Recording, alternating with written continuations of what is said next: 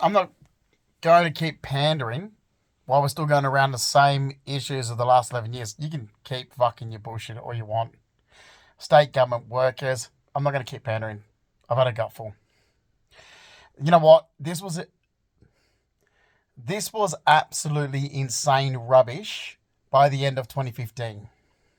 By December 2016, I had really had a fucking gutful. By January 2017, I was furious. Now, the fact that it's continued is bullshit. Why did this trouble happen? Because family members, one, other groups and organisations felt that they had a right to speak for me, involve themselves in my life, interfere in my life. Okay? This is what's been going on since 2015. I've given Nina from Strawberry Hills Housing Commission a long list of laws that were broken into my life. The only thing I did was be a smart ass back to arseholes that were deliberately breaking the monitoring and surveillance law. And let's go back to it. To all the rubbish that's been said because people listen to my mother and my twin sister, I'm going to stop that and pin that for a second and say, my twin sister is permanently removed. That was the only person to do with my mother and my mother's sisters that I would have ever spoken to after my grandmother died. She's permanently removed and that's where she'll stay. And that's solely because of her behaviour, and that will not change after the last 11 years because I'm sick and tired of it. I'm fed up. I'm really fed up. I'm the one that had the money. I had assets, belongings, savings, and never had any debt. Giovanni lived with me for free. My mother can spew whatever she wants and people shouldn't be listening to it. Because this went on in 2015 when she started making up all these bullshit stories because Giovanni caught her. I don't care. You involved yourself. You didn't have a right to. And for fuck's sakes, if that cunt fucking mother of mine comes to Sydney again, opens her fucking mouth up where I'm concerned ever again, and one of those so-called friends of mine don't fucking shut it, then so help me fucking God, because that is the most troublemaking piece of shit cunt you're ever going to meet in your life. That's my money, my assets, and my belongings that everyone's just fucking destroyed since 2015. And we're going around in circles because idiots thought I was mentally retarded or he's got brain damage, doesn't remember. No, dickheads. Carol tried to do that scam back in 2013. Okay? Oh, Mum knew how much money I still had in the bank because she wanted it for Faith Rackley. Oh, by the way, my surname's not Rackley, it's Fleming. Neither is Amanda's, it's Fleming. And all you Tamworth people that think you're entitled to get involved, you barely knew me for 6 years. So fuck off, you little cunts. I never had any issues with any of those fucking people before the last 11 years since 2015. Not one. Because I don't know you. The simple reason is we barely know each other. Mum moved from Sydney, I came back home to Sydney. Like, that's the end of the story. Mum moved from Sydney, I came back home to Sydney. I barely lived there for 6 years. Barely. I went back and forth travelling. Now, my money... Okay, yep, I was mugged after work November 30th, 2007. And then next minute you got all these people saying, oh, because he hasn't worked since. You're saying that. Why are you saying this? Because taxes show otherwise. Marion Dugay had the salary that I was receiving from Star Casino listed down when I was getting rent subsidy. I just didn't declare everything else I had, like all my savings accounts. Okay. Oh, but he's got a platinum credit card. Yeah, well, my taxable income in 2010 was over $79,000 for that year. I was on $47,730 a year as a salary package at Star Casino. And yes, I was a VIP host. Oh my God. This is getting ridiculous. Who's the one that keeps, oh, he wasn't a VIP host? You're insane. You are insane. Okay?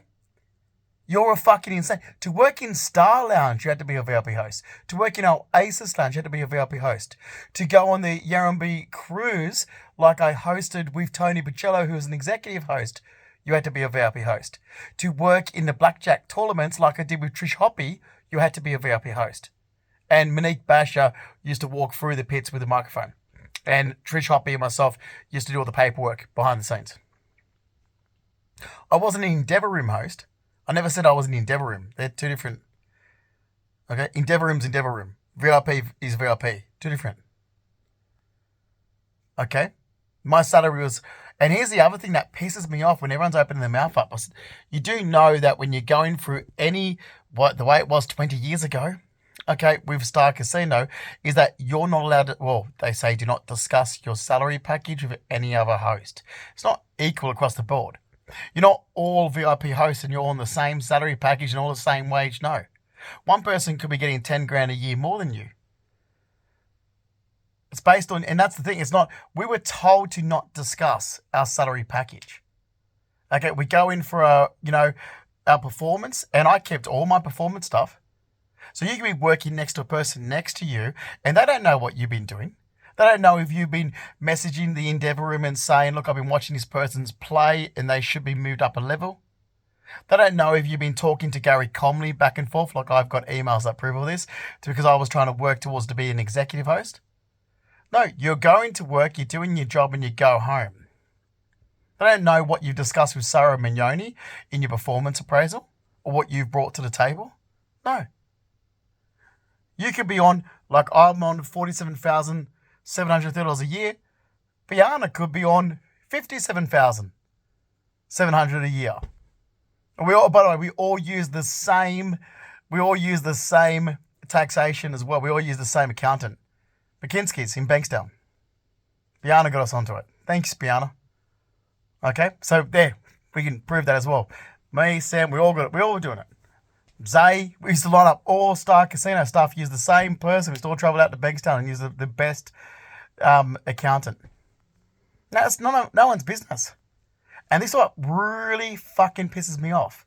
Because everything that's just happened in the last 11 years since 2015, including what the government think they can do, actually breaks laws where the government can't do that. State government can't. Housing Commission can't. New South Wales Police can't. Because the overstepping that even social and support workers and mental health workers did. And let's just stick with this too, with the whole mental health bullshit, because let's go back to the fact that I came back from America, okay, in 2015. Now, when I was going there to make an entry, do you know how many times when I'm going to New York in December 2014 to make an entry to secure the green card after going through the long process and having my interview, my passports changed and so forth back in August in 2014. And my mum's there running around telling me, oh, you should do this in New York when you would love New York. I'm like, what the fuck are you on about? I was just in New York last year. I've been going through a green card process since 2011. Do you not listen? Like, I was literally in New York City back last year in February and March. Like, going, making sure, looking around, looking where if I was gonna rent or buy and so forth. I'm like, well, you don't listen. I'm going to my partner Giovanni. It's like, we've been telling Mum for years. It's like, Justin, this is to do with the horses. Your mum doesn't listen. You told her years ago. Every time I come up, hey, we've told her how many times. Can you stop your rubbish on social media? Justin's going for immigration. They check social media. How many times was your mum told since since Nan's birthday? Since Nan's 80th birthday, how many times was your entire family told to knock your shit off? Justin's going for immigration. Since your Nan's 80th. They just don't listen. And this is where it come from. So I'm there in 2015 going, can you fucking stop it, Carol? I've got a freaking green card to America. Next minute it's like, oh, my son thinks he's got a green card to America. No, not think. I do have. And then it's this bullshit from St. Vincent's little mental. I won't be fucking pandering to mental health, thanks. You're scammers. I've studied design and I've worked in it. I didn't take in a wage which would be like, oh, I finished a degree in design and went in and did. No. Because as I've said to people so many times, no, I wasn't going to fuck up my return to work. That job at Star Casino was really good. Okay, despite there's nothing to let go and move on from, it was a return to work before everyone got involved. That's what Star wanted. I mugged and robbed November 30th, 2007. My employment continued to October 2009. Then it went on to a return to work to 2017 to negotiate my job back, living with whatever disabilities I have left. No person, group, and organisation, including New South Wales Police, had a right to interfere, but you did, and you lost my job in 2017 for me. So you want to keep your bullshit going? No one had a right to interfere. What this was a situation that benefited my employer, and I didn't care, okay, because the silver lining was I get to negotiate my job back in 2017, living with the injury. So it was better than losing the job. or whatever else was going to happen. So basically, mugged and robbed November 30, 2007, Glasgow coma. If they were forced to pay out damages for a Glasgow coma, that's a lot of money. The casino's not going to pay those damages. Okay, it's a massive big company that makes $4 billion, well, more than $4 billion a year, basically. You know, it's not going to pay out that money instead of president. So if they fired me, then it would be unfair dismissal. If they accepted me back after a short recovery, in 2009, they removed the VIP services, or they were combining VIP services with electronic gaming, and they were getting rid of long-term staff and offering redundancy. The redundancy I would have received would have been around 300,000 redundancy. Ronaldo Santos got redundancy. So many people just took redundancy. They got a fortune. Now, for me, who got fucked over by insurance, the only thing, and even James Kaspedas from First to Compensation Lawyers said, look, you have to accept it. You don't have a choice. And it's nothing. Like, you're going to get nothing from these injuries. The silver lining is you'll get to negotiate your job back at the end of this, just to make sure you do what it says, basically. So, they're going to pay you part salary payment. So what this is you're still employed, basically. They write it down to part salary payment. So they're going to try and basically is trying to retire you out. So part salary payment, part of your salary gets paid to you. It's an income. You're not unemployed. You know, you can still borrow against it even. Okay, because it's an income where you're paying income tax on it. You know, it's not, oh, this is a disability. No. It's an income where it actually says, and I've got the tax returns, VIP host. You know, this is the income I'm getting at part salary payment. Not disability, part salary payment. Okay? For them, that means Star Casino has an employer on their books getting part salary payment that can't come into work because of an injury. That's a tax write-off for them. And anyone with a brain knows that. So this worked in better for them, and the silver lining I get is, yes, I've had a bad injury, damage to my left eye and so forth, chronic migraines. However, you'll get to have your job back in 2017 and you won't lose it. Because if you need time off because of injury or illness and so forth, that's happened since November 30, 2007. So that means whatever's happened since November 30, 2007, okay, if you need time off for these injuries and so forth, or you need your workplace to be, fitted in to suit your disability, you can. So you'll have that job for life. I'm like, okay, perfect. So all I've got to do is make sure, it's like you don't go off, because I was doing a hosting. I was like, I was asked to host this jewelry launch in 2009. It's like, okay. I was like, don't want to know, but don't go and host another casino if you get asked, because I'll know and void it. So all right. So I hosted a jewelry launch at the, Park Hyatt in 2008. I was doing things on the side. Everything was written down as work experience. I went to Emor Design Centre in 2008 to look at for the orientation, to look at design courses, because I was going back to doing design. I studied design at TAFE College in 1997. I studied fine arts in 1996. I studied design fundamentals in 1997, and in 2009, a similar course, although more advanced, because it was a 3-year course, was Design Events Illustration, Certificate 4, where I completed first year, and I received the credit for Design a Wearable Object. Now, that's not the first time I've studied fashion design. The first time I studied fashion design module, not straight out fashion design, a module, was with Design Fundamentals in 1997. But in 1997, it was logo design, fashion design, product design, and furniture design. Similar things was going on with Design Events Illustration, Certificate 4 in 2009, where it was prop design, which was part of furniture design. So prop design, furniture design. Okay, so you had to use furniture design to be able to do prop design.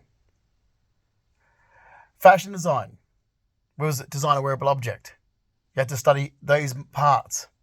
I did the magazine design. I did the wine label designs. There was logo design. There was set design, which you had to use. So, with set design, it brushes up with interior design. So then doing all these modules throughout the first year in 2009. Then in 2010, still studying at Enmore Design Centre, TAFE College, I studied interior decoration design. And I did that in Alexandria, not in Enmore. From 2009 to 2012, I'm working for Steve Hatch Dimitri, and I'm writing it off as work experience, where I'm designing one-off sofas, where I did design Jamie Wright's sofa in 2010. So in her shoe shop in Double Bay, that sofa that was in black onyx, it's a Sapel fabric. It was a like moon shape sort of back on it. Just an arm on one side, split in the middle. It had to be joined together, round on the other side. That's my design. That's my design. And I went locked heads with the owner of Chili Pip, Steve H. Dimitri, over it because I didn't charge him enough. Oh, sorry, I didn't charge her enough to make it, basically. The cost I did is like, no, that you should have charged her a lot more than that. I was like, return business. I'm sure she can have another shoe shop. She didn't. But anyway, in my mind, I was like, return business. It was Jamie Wright's one-off sofa that I designed in 2010, and it went into her shoe shop in Double Bay in 2011. So don't gaslight me when this is what I've done. And I'll tell you what, mental health workers gaslighted me for 11 years. You're a scamming piece of shit organisation. You fucking lie. Okay, I don't believe in it because it is a fraudulent scam based on your own theory, opinion, and no facts. And I can go back to 2017 when arseholes were arguing with me, okay, talking about, why do you believe your dad's a builder? Because they believe my dad was a nurse. I'm like, well, you've gathered wrong information from unreliable sources because my dad is not a nurse. My dad is a retired builder that lives in Empire Bay. Then, in that same comment, these deadbeat losers that work for mental health in St. Vincent's were going, oh, he's saying his dad's at Empire Bay because he wants people to believe he's rich. I'm like, what is it? You're insane. Like fucking Karen Hurley, the drug fuck deadbeat loser from Hornsby that belongs in mental health that tried to kill her husband. When I first met her, that's what she actually told Giovanni and myself. It's like, no, my dad lives at Empire Bay, Hillcrest Road, Empire Bay, retired builder. The last job he had, he used to build the inside of Westwood Shopping Complex. He also built the renovation on the Palace Hotel, restoration, renovation, extension into the Haymarket food court area. That's what my dad does. You're thinking, so my dad's Mark Fleming, you're thinking of Mark Rackley. They're two different people. Okay, so wherever you've got your information from, you've got it wrong. Then I find out it was New South Wales Police they got their information from. Because since 2008, this is why I keep circling around to government workers, New South Wales Police had tagged Mark Rackley's bullshit into my profile. Some deadbeat police officer, I could only imagine, it must be some loser from Tamworth, decided to change my profile. What, you can't read a birth certificate? Because it's Amanda Lee Fleming and Justin Mark Fleming. Amanda Lee Fleming is the older twin of the two. I'm the younger twin. Mum's a paralegal and Dad's a builder. My dad's youngest daughter, however, is Sky Sheldon Fleming. Okay, and she looks like a Fleming. We look similar. And you can see this with all the Flemings that are there on social media. There's a group of us that all look similar because we throw Stanley. Or some throw Stanley and Ada, because Ada Gray was very, well, I've had some people say Jewish. That's Ruby's mother. Ruby's father was the one that looks very German, even though Ruby's husband's surname's German. Now, this is just facts that arseholes have twisted to be sinister in the last 11 years. I even had fuckwit Christy Childs, which is the deadbeat sister of my mother's daughter. So Carol Purdy, Robin Purdy, Marion Purdy. Carol, my mother, her first husband's Fleming, so I went from Carol Purdy to Carol Fleming. Her second husband's Rackley, so I went from Carol Fleming to Carol Rackley, then she went back to Carol Purdy. Robin Purdy, her first husband's Childs, so it's Robin Childs. Marianne Purdy, Marianne's husband's Mahowski, so it's Marianne Mahowski. It's not that difficult, is it? I haven't had that fucking dickheads on that side carry on to do, oh, I thought you were Italian. Now you're saying you're American. I'm like, saying I've got a green card to America, Christy Childs? You're a fucking loser. I say I was American, so I've got a green card to America. Passport's been changed in 2014. And never said, what was said on Dad's side of the family was just the facts that we know. Okay, and yeah, of course I remember Dad's father. Dark olive skin, you can't fucking miss the guy. Stands out like a sore thumb. Stanley Fleming. Yeah, couldn't miss Pop. You put your arm next to him, he's dark olive skin.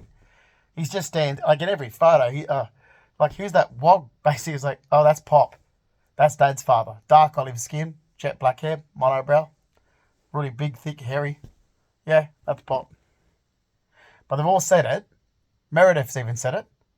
Okay, because Meredith stands out. She's darker than her other siblings.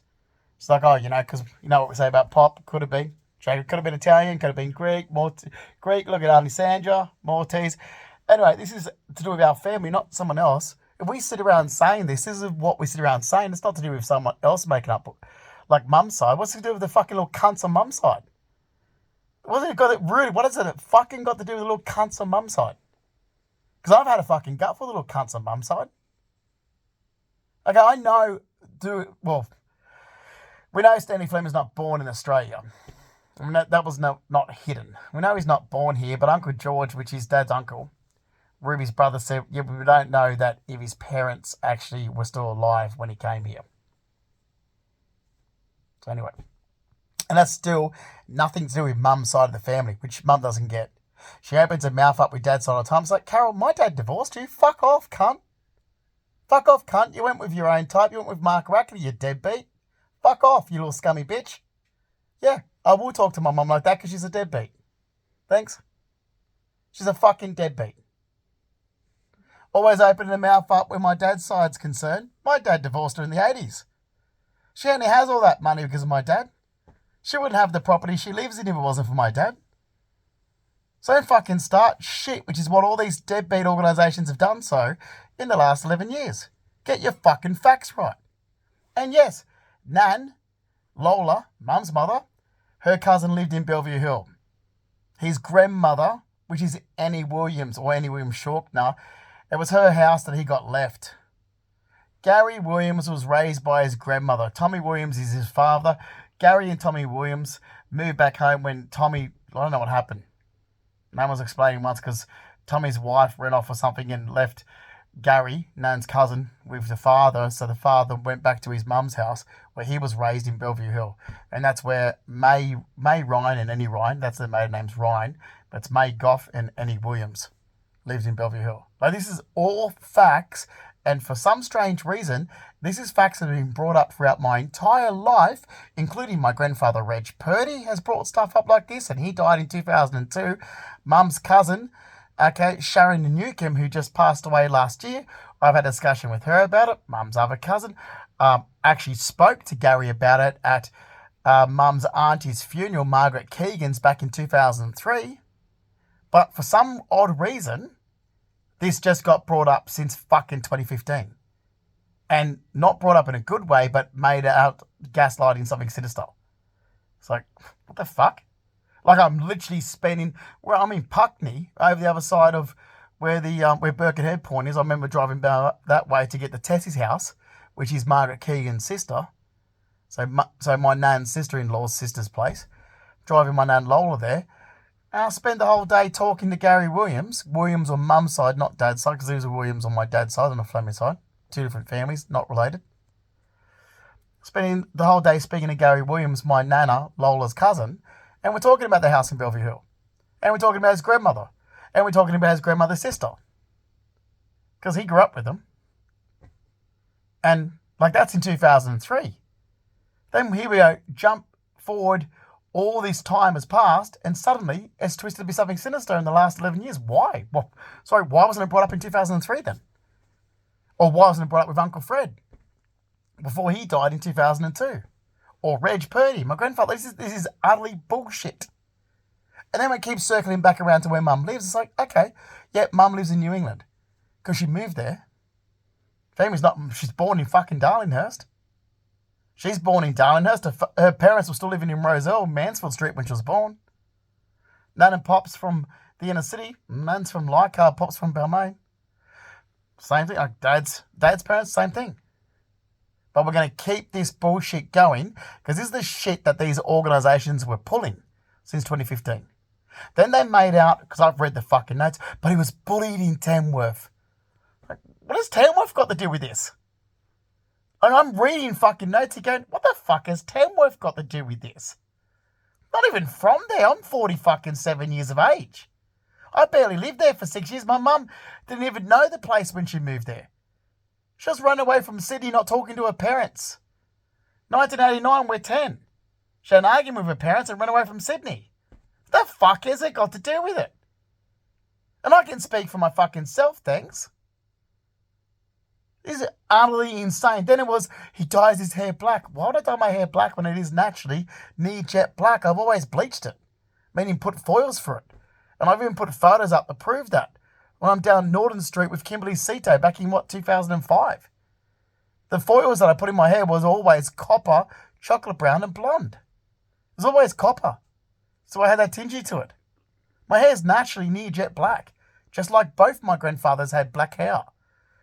Reg Purdy's hair is black. Stanley Fleming's hair is black. It's not fucking unusual. This is just the rubbish that these scamming pieces of shit organisations have come up with since 2015. Okay, and it is bullshit scams. I put photos of, for example, okay, Shane Johnson. Yeah, his name's Shane Johnson. But everyone's like, well, how did it come his name's Shane Johnson? He looks like Luigi. Yeah, he does, doesn't he? Because he looks like Stanley Fleming. His mother's Sandra Fleming. Sandra Fleming's the one that I've had people go, oh, she looks Italian or Greek. Yep. We're going to go around that circle again. We keep going around the same circle when it comes to the Fleming side of the family. They all look ethnic. Okay? They look ethnic for a reason. But I'm going to keep pandering to this because I'm sure my other cousins don't have to put up with it. Okay? This is solely because losers of people only know my mum. That's it. You don't know my dad's side and you weren't around. And as for my fucking twin sister Amanda, the way you behaved across social media in 2014, you fucking loser. Oh, I didn't know any of these people. Social media tags, all the photos. There was something on it when you put all the photos up and it just instantly tags the person. And it was in a folder on my social media that said friends and family. Next minute, Amanda's, I don't know these people. Oh, get away from our mother, Amanda. You might actually know your cousins, like Christy Saruni, because that's your cousin. Oh, how are we related? And Dad's sister, Aunt Linda's daughter, Christy Saruni, and that's Jaden Saruni, and that's Connor Saruni, and that's Addison Saruni. They're our cousins, blood-related cousins. And then you got Lydiana. Lydiana's father's Brazilian. I know Chris. He's like, I don't know them, do I? No, you don't, Amanda. You don't, because you're too fixated on doing everything that mum tells you to do, and you've been like that your entire fucking goddamn life. And it gets to a point where I'm sick of you. I'm sick of you. Because no one wants to be around a second Carol.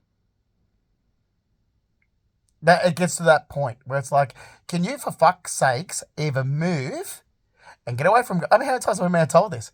Get the fuck away from our mother, because I'm sick and tired of it.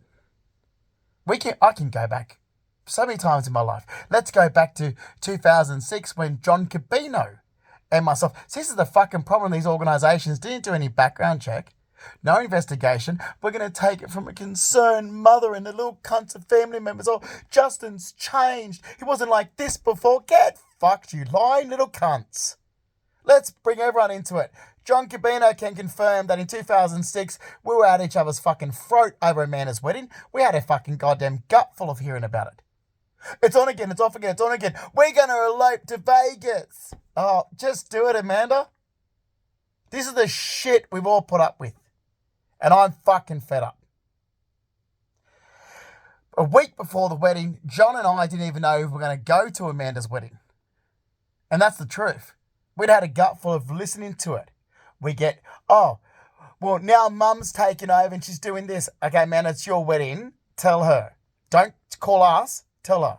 No, I can't. But you know what mum's like? It's like, why are you stressing John and I out? Amanda? Why are you and Amory calling us? Because that's what was going on. John Cabino can fucking confirm that he wasn't going to go in the end. Well, he didn't, did he? We had a big fight 2 days before and he didn't go. He was invited. He had a gutful. Mum's got Pat to make these ugly birds to put on the cars because she said that's what they did when she was married. It's like, yeah, Mum's trying to copy her wedding, Amanda. This is your wedding. Tell Mum to fuck off. Don't call us about it. Now, who can confirm that? Robin Childs, Mary Mahowski. There. Oh, Mum had years By the way, well over a year of the engagement to find a dress for the wedding. She gets at the last minute and she buys a wedding dress. Oh, but it wasn't. It's a cocktail dress that just happens to be white with a trail, with a train. It's like, you've got to be kidding me. It's like, where's your other dress? Oh, that's what I've got. Oh, I can wear this one. I'm like, you've had a year to go shopping for a dress, Mum. It's like, do you think that you should be next to your daughter who's in a bridal dress? I mean, hey, the dress that Mum had was beautiful, but it's a fucking wedding. She was wearing something that looked like a wedding dress. Ask Mary Mahowski. This was the most insane fucking wedding, the most horrible, disgusting wedding you've ever been to in your goddamn fucking life. It was a nightmare, just like anything else that Carol took over and did for herself. Just like our 18th birthday party that Carol invited all her friends to, and we had, oh, well, no, you can't have any of your friends here because can't afford it. This is the guest list. I'm like, I didn't even know these people.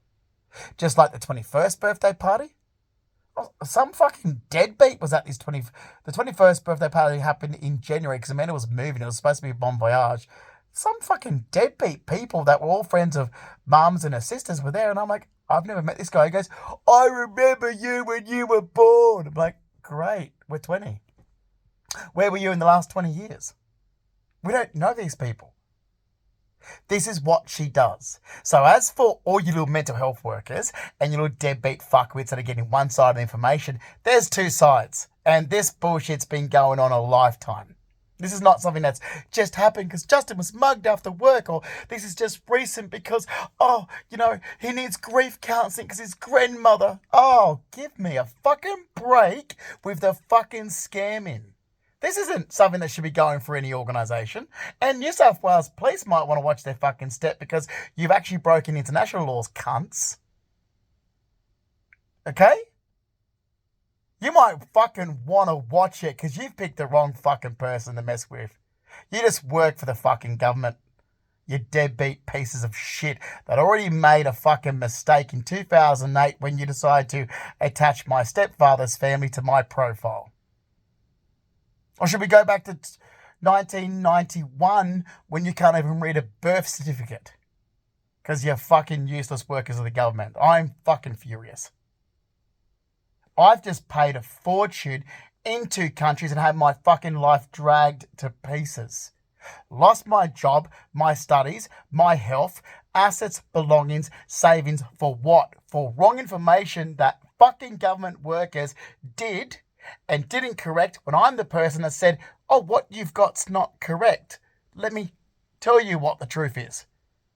Okay, and there's a document that proves it. There's a birth certificate, there's another document, there's my study documents, there's my study transcripts, there's my bank statements. How many more fucking documents do you useless cunts need before you wake up?